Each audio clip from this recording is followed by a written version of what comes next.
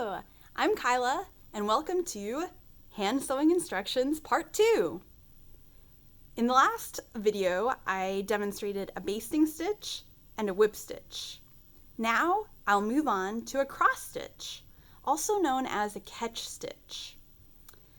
This stitch is useful for hems because it has circular flexibility and it's invisible from the outside. To begin, we'll do single threaded, so thread your needle, have one tail a bit shorter than the other.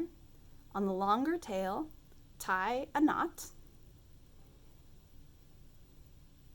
Trim the tail so that the knot is the very end of the thread. If you are right-handed, these instructions are for you. If you are left-handed, let me know and I'll film reverse instructions.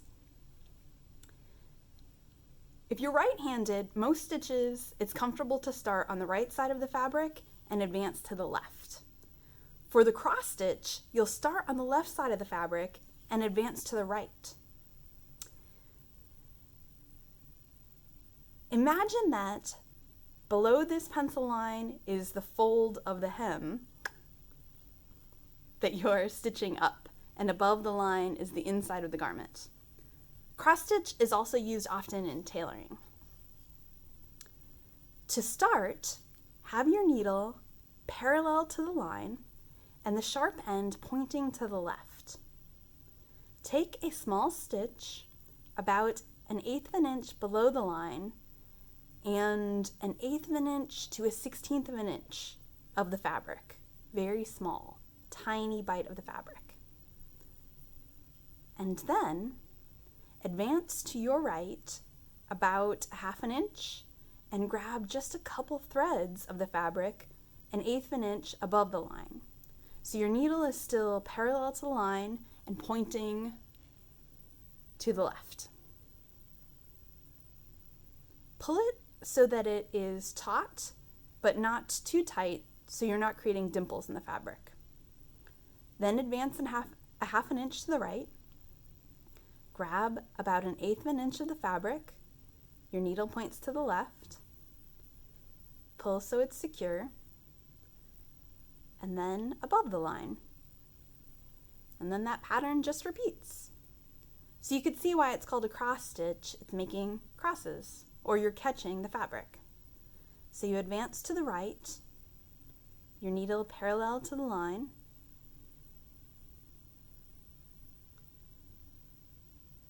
Then above the line, just a few threads, and then below the line. You want to keep your stitches consistent. As with the other stitches, this is variable in length. You could make them closer together or further apart. 1/2 an inch is about far enough to be secure for a skirt or trouser hem.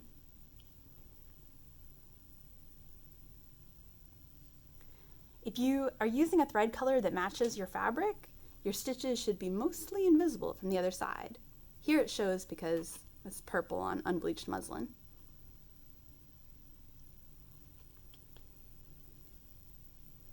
This is a cross stitch, also known as a catch stitch, great for hems. Keep the crosses shallow, pull them so that they're secure. Keep the fabric flat on the table. With each stitch, send the needle in and out. Grab just a few threads above the line and below the line. Cross stitch or catch stitch. When you get to the end, you can tie a French knot, aka embroidery knot, and I'll show you that knot again. On the French knot, you start by sinking your needle in halfway, right where the thread is coming out of the fabric. Then you grab that thread coming out of the fabric, not these ones over here coming out of the needle, wind it around the sharp end of the needle 3 times, pull it taut, hold it down with your thumb, and then push the needle through. pull it so that it's secure, and finally take a small stitch to anchor it right under that knot. And then trim the tail.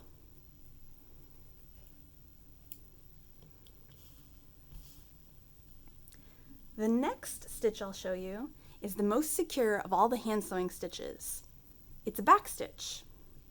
And for this one, let's practice double threaded instead of single threaded. Imagining that you'd be practicing this if you were repairing something that needed to be very secure. So for double threaded, thread your needle and then match up both ends together. And tie them together in a knot, acting as one.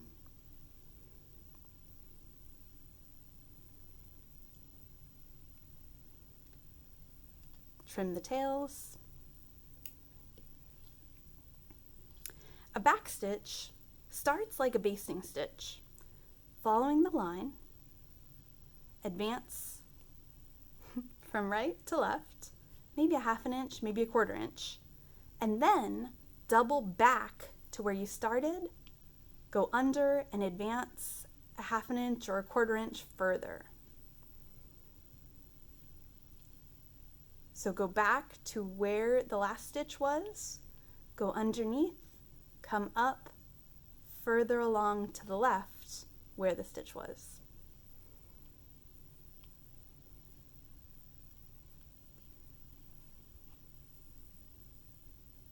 You can use this stitch anytime you need to repair something and you need it to be secure, and for any reason you can't get to a sewing machine. This is the stitch that most closely mimics a secure stitch that a sewing machine can do. Often, if you're backstage and need to repair something securely in a hurry, this is a good choice. Or if you're repairing a place on a garment that is already put together and difficult to get under the sewing machine, like a curve, you could repair a tear with a back stitch. So on each stitch, you go back to where the last one was, you go underneath, and you come up further.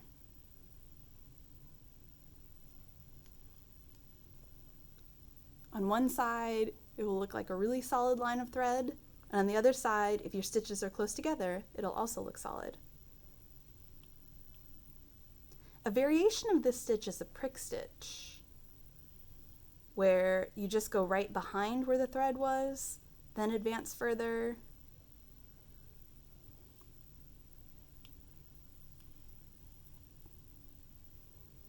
That's an example of a prick stitch. If you're working on creating a sewing sampler, just do a back stitch the whole way across.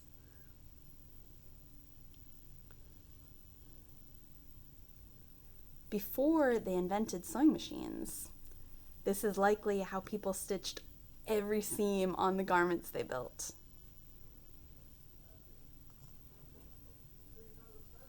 You could understand why people were in a hurry to invent sewing machines, because this would take time. If you start to run out of thread before you get to the end of your line of stitching, that's totally okay. Just tie a knot where you are and get a new piece of thread and continue from there. A French knot is where you sink your needle in halfway, right where the thread is coming out of the fabric. Grab a hold of that thread coming out of the fabric, wind it around the sharp end of the needle 3 times, pull it taut, hold it in place with your thumb, and push the needle through. And then take an anchoring stitch right under it.